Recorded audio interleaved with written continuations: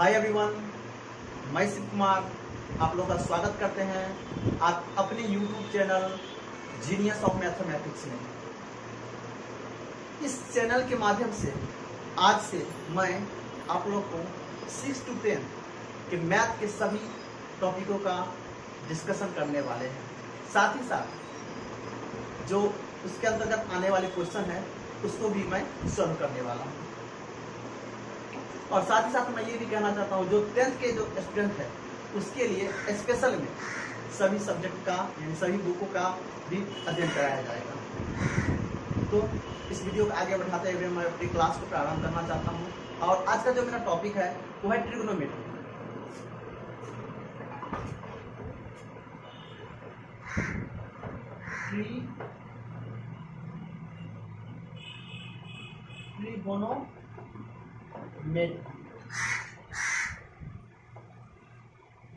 Trigonometry ये 10वीं के सिलेबस में एक ऐसा चैप्टर है जो कि अपने आप में काफ़ी इम्पोर्टेंस रखता है। यदि इस चैप्टर को जो बच्चे अच्छे से पढ़ लिए हैं उसके लिए और सब्जेक्ट में अगर मान लो जो 10वीं का जो सब्जेक्ट है उसमें कम भी नंबर आता है, मैथ्स के जो रियल नंबर जैसे हो गया, अलजेब्रा हो गया, मेंसुरेशन हो गया, उसके बाद क्या कहते हैं ज्योमेट्री हो गया, स्टैटिस्टिक्स हो गया, इस सब में कम भी आते हैं, कोई फर्क नहीं पड़ने वाला है। क्योंकि त्रिकोणमिति में आपका जो बिहार बोर्ड का सिलेबस है उसमें आपका टोटल कितना नंबर पूछा जाता है, वो है 20 नंबर का पूछा जाता है। ये 20 नंबर का क्वेश्चन जो है आता है ट्रिग्नोमेट्री से आता है। 20 नंबर का क्वेश्चन आता है ट्रिग्नोमेट्री से। इस 20 में जैसे कि आप लोग जानते ही हैं कि हर क्वेश्चन का डबल होता है, अर्थात 20 नंबर के लिए आपको क्वेश्चन कितना पूछा जाएगा, 40 नंबर का पूछा जाएगा। 20 नंबर के लिए आपको कितना क्वेश्चन पूछा जाएगा, 40 नंबर क्वेश्चन पूछा जाएगा। अतः हम ये कहना चाहते हैं जो बच्चे इस चैप्टर अच्छा से पढ़ लिया है उसके लिए पास करना बहुत ही इजी है। इसीलिए आज से हम आप लोग को इसका क्लास कंटिन्यू करवाने वाले हैं। आप लोग अच्छे से ध्यान से पूरे मन से इस जो टॉपिक जो होने वाला है एक एक चैप्टर मैं आपको अच्छे से करवाने वाला हूँ। हर एक सवाल को आप आज से जुड़िए मेरे साथ और इस जो चैप्टर है उसको अच्छे से स्टडी कीजिए। तो सबसे पहले हम लोग इसका एक्सप्लेनेशन करते हैं, जानते हैं त्रिकोणमिति क्या की है।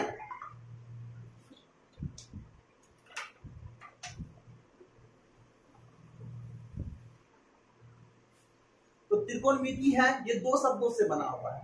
त्रिकोणमिति जो है वो कितने शब्दों से बना हुआ है, दो शब्दों से बना हुआ है। एक है ट्रिगोनोन, दूसरा है मेट्रोन। ये दोनों शब्द कहां से आए हैं, ये दोनों शब्द जो है ग्रीक शब्द से आए हैं। ग्रीक से आए हैं, कहां से आए हैं, ग्रीक शब्दों से आए हैं। एक क्या होता है ट्रिगोनोन होता है, एक क्या होता है ट्रिगोनोन होता है। ट्रिगोनोमेट्री दो शब्दों से बना है, एक आपका है ट्रिगोनोन, ट्रिगोनोन, दूसरा होता है मेट्रोन, मेट्रोन। ये दोनों शब्द जो है वो कहां से आता है, ये ग्रीक शब्द है। दोनों शब्द कहां का है, तो ग्रीक शब्द है। एक है ट्रिगोनोन, दूसरा है मेट्रोन। दोनों शब्द कहां का है, ग्रीक शब्द है। ट्रिगोन का अर्थ क्या होता है, ट्रिगोन जो अर्थ होता है उसका होता है त्रिभुज। ट्रिगोनोन का अर्थ क्या होता है, त्रिभुज होता है। इसका अर्थ क्या होता है, त्रिभुज। ट्रिगोनोन का अर्थ त्रिभुज होता है। और आता है मेट्रोन, मेट्रोन का अर्थ होता है माप। मेट्रोन जो है इसका अर्थ क्या होता है, होता है माप। इसका अर्थ क्या होता है, माप।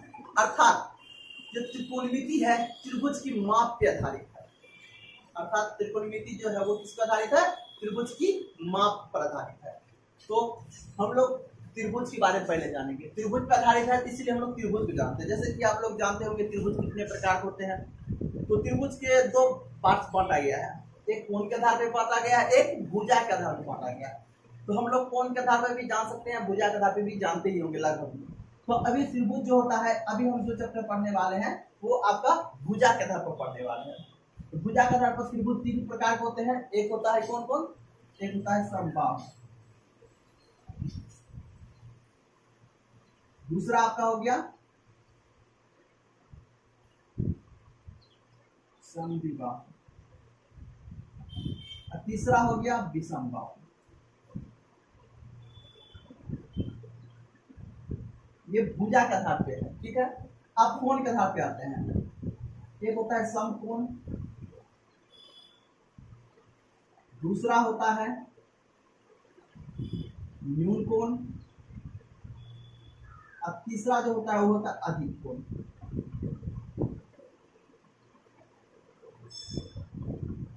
ये तीनों जो है वो किस पे आधारित है, ये भुजा पे आधारित है, और ये जो तीनों है किस पे आधारित है, ये कोण पे आधारित है, ये कोण पे आधारित है। तो अभी हम जो इस त्रिकोणमिति जो है, ये जो आप पढ़ने वाले हैं, ये आपका संपूर्ण त्रिभुज पे है, ठीक है।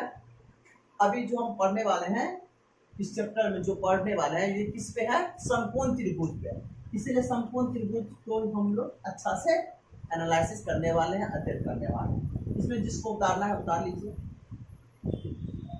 जो स्क्रीनशॉट लेना चाहते हैं। अब हम आप जाते हैं संपूर्ण के बारे में जानते हैं।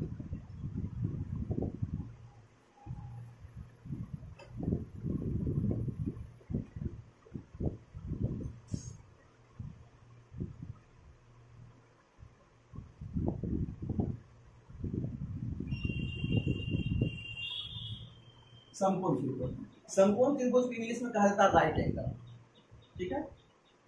जिसका वैसा कोण, जिसका कोण 90 डिग्री का हो, समकोण कहलाता है। तो सबसे पहले हम लोग एक समकोण त्रिभुज बना लेते हैं। ये एक समकोण त्रिभुज, ये जो एंगल बनेगा ये आपका 90 डिग्री का बनेगा। ये कितना डिग्री का बनेगा, 90 डिग्री का। यदि 90 डिग्री यानी स्ट्रेट है ये लकीर, तो आपका 90 डिग्री बन जाएगा, जो कि एक समकोण त्रिभुज होगा। अब देखिए समकोण त्रिभुज है, इसमें हम लोग जानते हैं, इसका नामकरण कर देते हैं, नामकरण कर देते हैं। यहाँ पे ए लिख देते हैं, यहाँ पे बी लिख देते हैं, यहाँ पे सी लिख देते हैं। ये जो मैंने त्रिभुज बनाया है, एक समकोण त्रिभुज बनाया, इस त्रिभुज का नाम क्या है, समकोण। इस त्रिभुज का नाम क्या है, समकोण, समकोण त्रिभुज। अब ये 90 डिग्री हो गया, ये कितना डिग्री हो गया, 90 डिग्री हो गया। और हम लोग जानते हैं त्रिभुज के तीनों कोणों का योग कितना होता है, 180 होता है। एक जो एंगल है ये हो गया 90 डिग्री का, तो ये बाकी दोनों बचा कितना, कि दोनों एंगल का जो योग होगा वो होगा 90 डिग्री। दोनों योग एंगल, जैसे एंगल ए और एंगल सी, इस दोनों का जो जोड़ है कितना होना चाहिए, 90 डिग्री होना चाहिए। ये दोनों का जोड़ कितना होना चाहिए, 90 डिग्री। तब जाके 90 90 180 हो जाएगा, जो कि आपको त्रिभुज के तीनों कोण का माप हो जाएगा। तो ये दोनों जो 90 डिग्री, ऐसा कोण जिसका वैल्यू 90 डिग्री से कम हो, 90 डिग्री को दोनों का कम वैल्यू होगा तो होगा न्यून कोण। क्या हो जाएगा, न्यून कोण।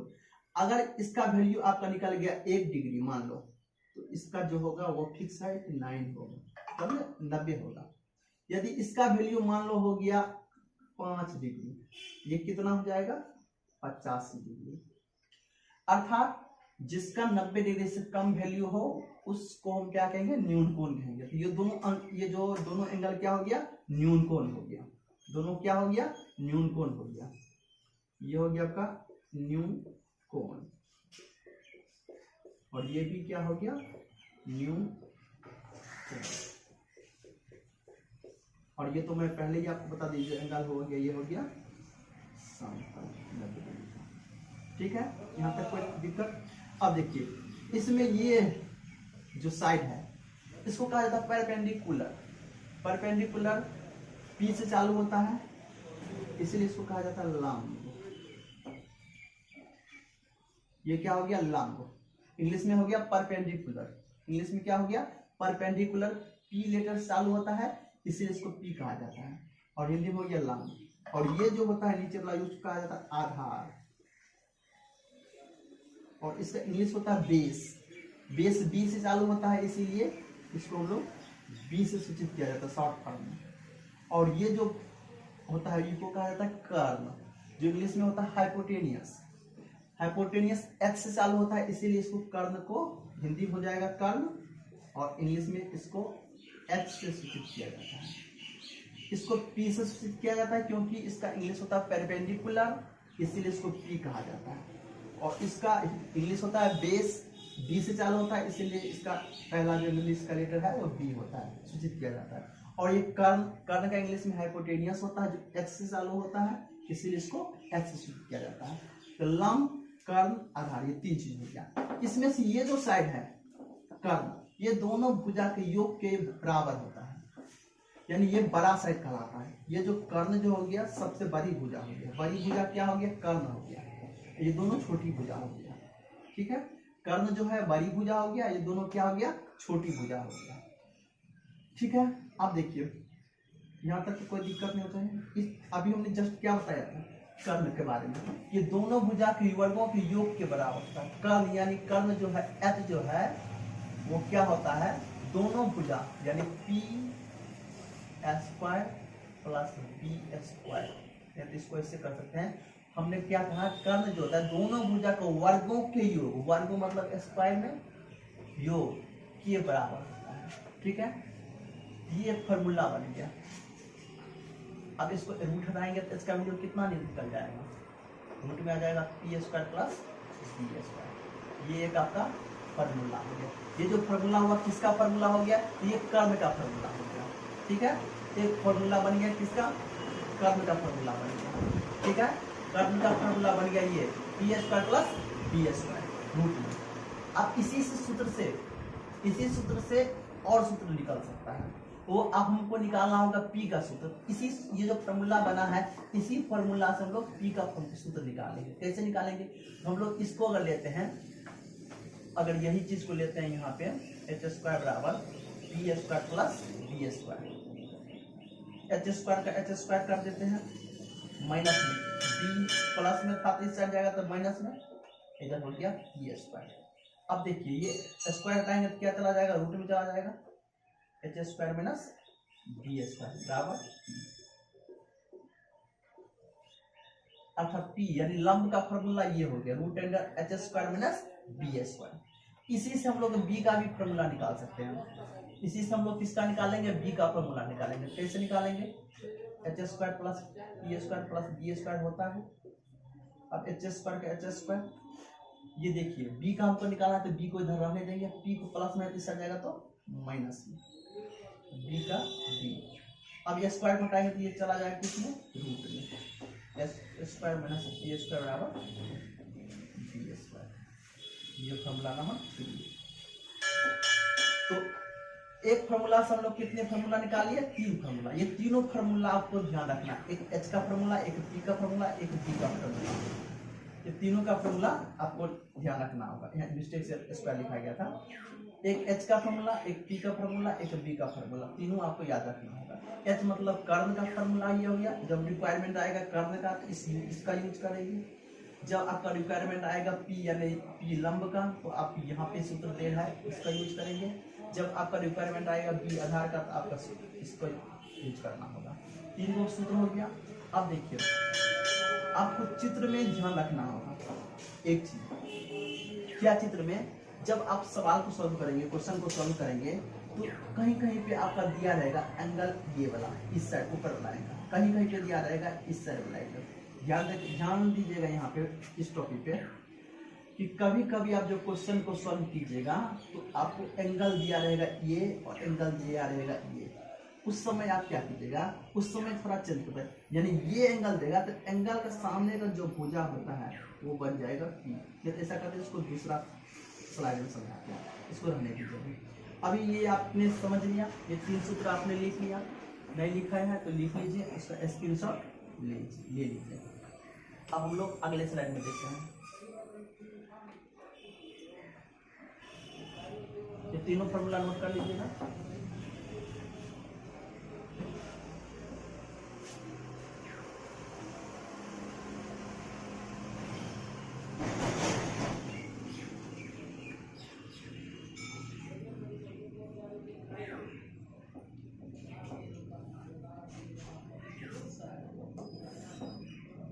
तो हमने 3 फॉर्मूला उसमें सीख लिया था उस स्लाइड पे। एक पी का फॉर्मूला सीख लिया था, एक बी का सीख लिया था, एक एच का फॉर्मूला सीख लिया था।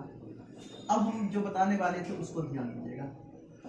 ये अभी हम लोग त्रिकोणमिति होता है, त्रिकोणमिति 6 त्रिकोणमिति अनुपात होता है, 6 होता है, ठीक है। तो सबसे पहले हम लोग ये इसको फॉर्मूला ही मान लीजिए, फॉर्मूला 6 था, 6 त्रिकोणमिति अनुपात होता है, उसमें 3 हम उस साइड अब देखेंगे। टेन थीटा का सूत्र, टेन का सूत्र होता है पी बाई बी, ठीक है। ध्यान रखिएगा टी जो लिखाएगा वो स्मॉल लेटर लिखाएगा, कैपिटल लेटर में आप नहीं लिख सकते हैं, ठीक है। टी लिखाएगा किस में लिखाएगा, स्मॉल लेटर में। आप इसको इस रूप में नहीं लिख सकते हैं, आपको स्मॉल लेटर ही लिखना होगा, ठीक है। तो टेन का फॉर्मूला हो गया पी बाई बी। टेन का ठीक अपोजिट जो होता है वो होता है कोट थीटा। अपोजिट मतलब उल्टा, इसके ठीक अपोजिट क्या होगा, उल्टा।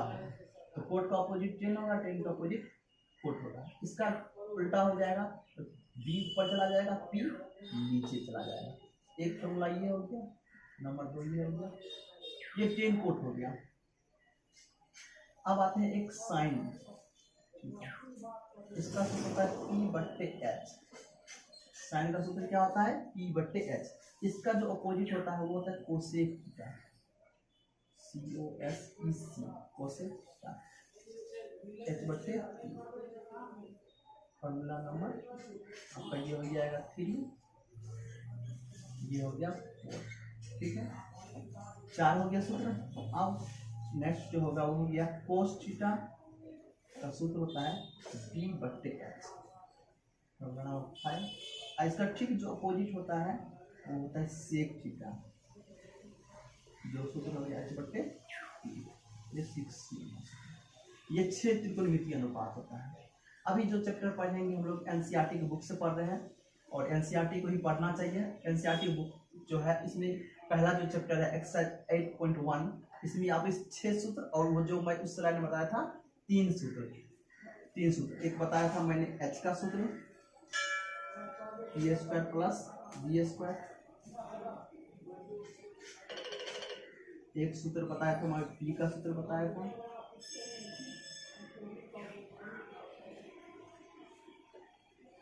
एक मैंने आपको बताया था b का सूत्र।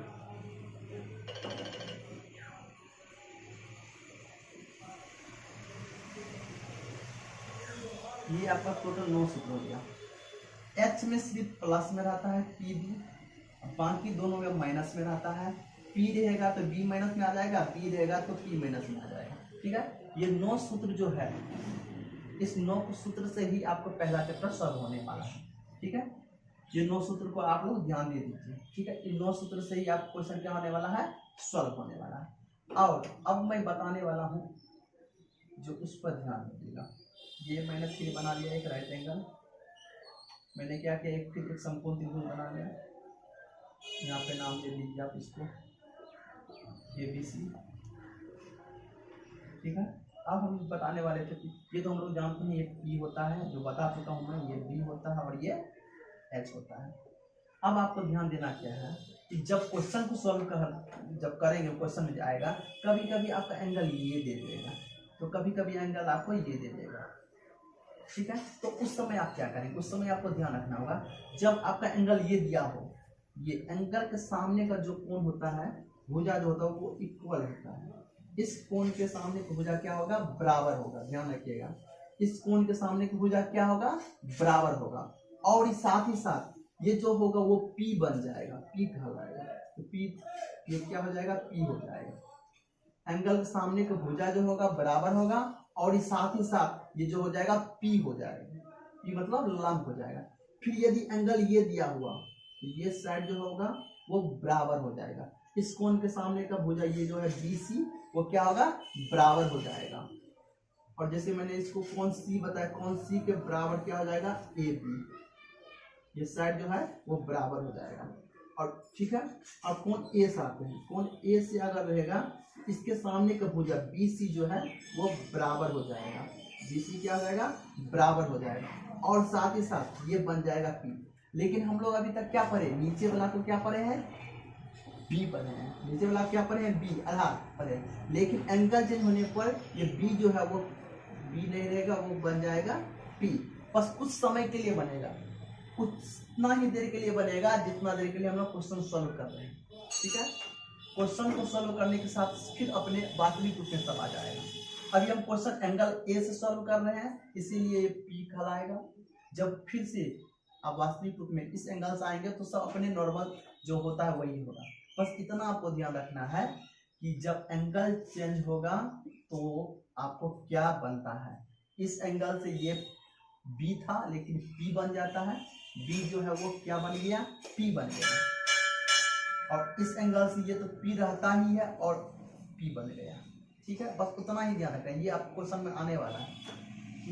अभी इसको हमने क्या पढ़ा है, इसको हमने पी पढ़ा है, लेकिन अगर इस एंगल से हम लोग सॉल्व करें फिर भी ये पी ही रहेगा। अभी तक हमने इसके नीचे वाला क्या पढ़ा है, बी पढ़ा है, लेकिन जैसे इस एंगल से आएगा तो ये बी नहीं रह के क्या बन जाएगा, ये पी बन जाएगा। ये आपको क्वेश्चन में आने वाला है, तो इसको भी आप समझ लीजिए जो कि आपको इम्पोर्टेंस है। चलिए अब हम जिसका इसका जो थ्योरी था वो हमने करवा दिया है। अब हम कोशिश करते हैं एक क्वेश्चन को सॉल्व करने का। एक क्वेश्चन सॉल्व करते हैं और दिखाते हैं कि कैसे सॉल्व किया जाता है। जिसको सूत्र नोट करना है नोट कर लीजिए, स्क्रीनशॉट लेना है स्क्रीनशॉट ले लीजिए।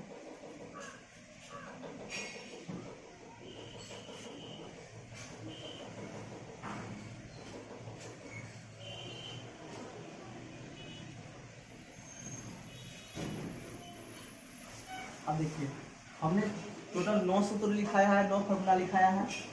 इस 9 फॉर्मूला को हम लोग देखेंगे बारी बारी से। अभी हम लोग 3 चीज़ को देखते हैं, पीबीएच निकाला कैसे जाता है। ठीक है, पीबीएच को देखेंगे। चलिए मान लीजिए यहाँ पे एक फिगर बना लेते हैं, समकोण त्रिभुज का एक फिगर मैंने बना लिया।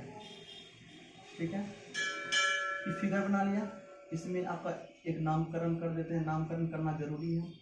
ठीक है, और यहाँ पे वैल्यू दे देते हैं 3, यहाँ वैल्यू देते हैं 4 और कहते हैं इसका वैल्यू क्या होगा निकालने के लिए। ये दे दिया क्वेश्चन में, 3 4 दे दिया और ये कर आपको निकालने के लिए इसका वैल्यू कैसे निकलेगा। इसको क्या कहते हैं हम लोग, इसको हम लोग कहते हैं एच। इसको क्या कहते हैं, एच कहते हैं। एच कैसे निकालेंगे, एच का फॉर्मूला हमने क्या पढ़ा है, एच का फॉर्मूला हमने पढ़ा है √π² प्लस p², ये मैंने पढ़ा है। तो P है तो P का वैल्यू ये हो जाता है, क्या होता है, ये P होता है और ये क्या होता है, ये B होता है। ये तो हमने जानते हैं। तो P है तो P के जगह पर कितना है 4, तो 4 का स्क्वायर प्लस का चिन्ह, प्लस का चिन्ह। B के जगह पर कितना है 3, 3 का स्क्वायर। इसका स्क्वायर कर लेंगे, स्क्वायर मतलब 2 गुना कर लेंगे, जो रहता है उसका सेम टू सेम अंक से गुना किया जाता है। 4 का स्क्वायर मतलब 4 का 2 बार 4 गुने 4, 4 गुने 4, 4 तो क्या 16, 3 या 9, 16 9 25, 25 का स्क्वायर रूट निकालेंगे, निकलेगा हमको 5 निकालना, अर्थात एच कितना निकल गया, हमको 5 निकलेगा। एच निकालना हमने सीख लिया, एच कैसे निकला 5, समझ गया। चलिए अब देखते हैं। ठीक है, यदि इधर 5 दे दें, इधर आपको 3 दे दें, ऐसा सवाल आएगा तो आपको कहेगा इसका वैल्यू निकालने की, इसका वैल्यू कैसे निकालेंगे। तो देखिए इसको एच कहा जाता है, हमको पता है, ये बी हो गया, ये बचा क्या पी। पी का फॉर्मूला हम लोग, पी का फॉर्मूला क्या होता है, पी का होता है h² माइनस b²। एच मतलब कितना, एच मतलब आपका दे है 5, स्क्वायर माइनस में बी का वैल्यू दे है 3, कितना निकल जाएगा, 5 का स्क्वायर 25, 3 का स्क्वायर 9, 25 में 9 घटाएंगे तो 16, बचेगा कितना 4, इसका कितना निकल गया 4 निकल। ठीक है, तो हम लोग पी कैसे निकालते हैं वो भी सीख गए, एच कैसे निकालते हैं वो भी सीख गए। अब आते हैं एक और सवाल पे। ठीक है, इसका मान लो दे दिया 10 भेजिए, और इसका दे दिया मान लो 8, इसका वैल्यू आपको निकालना होगा। ये इसको क्या कहते हैं, इसको कहते हैं क्या है, इसको कहते हैं बी। तो बी का फार्मूला यूज करेंगे, बी का formula h² minus p²। H का फार्मूला, एच का वैल्यू कितना दे रहे हैं 10 का स्क्वायर, और पी का वैल्यू दे रहे हैं आपका 8 का स्क्वायर, 10 का स्क्वायर 100, 8 का 64, 10 में 64 जाएगा, निकलेगा कितना 37, निकल कितना गया 6 निकल, अर्थात बी आपको कितना निकल गया 6। हमने पी बी एच तीनों निकाला सीख गए कैसे निकाला जाता है। अब तो इसमें किसी को दिक्कत नहीं होना चाहिए, कैसे निकाले हम, ये तो पी बी एच निकालना हम आपको सिखाए। अब आते हैं हम लोग प्रश्नावली के। प्रश्नावली का पहला जो सवाल है एक्सरसाइज 8.1 जाएंगे उससे पहले मैं आपको एक दो सवाल और सिखाने वाला हूँ। ये तो आपको समझ गए, ये समझ गए 30 पहले मैंने आपको 9 को 9 फार्मूला बताऊंगा, उसके बाद क्वेश्चन पे जाएंगे। ये आपने देख लिया कैसे निकाला जाता है, जिसको स्क्रीनशॉट लेना ले लो। चलिए इसको आगे अगला हम देखते हैं, बाकी जो 6 फार्मूला बच गया तीनों समझ गए होंगे आई थिंक अच्छे से।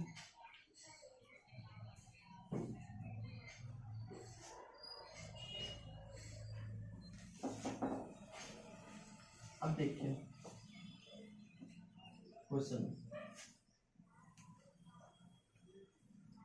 क्वेश्चन यदि आपसे पूछा, क्वेश्चन यदि साइन के बराबर 5/3 हो, सॉरी 3/5 हो, तो अन्य सभी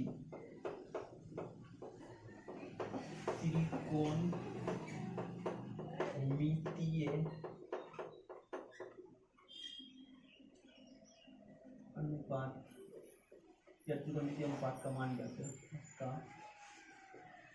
ज्ञात करें,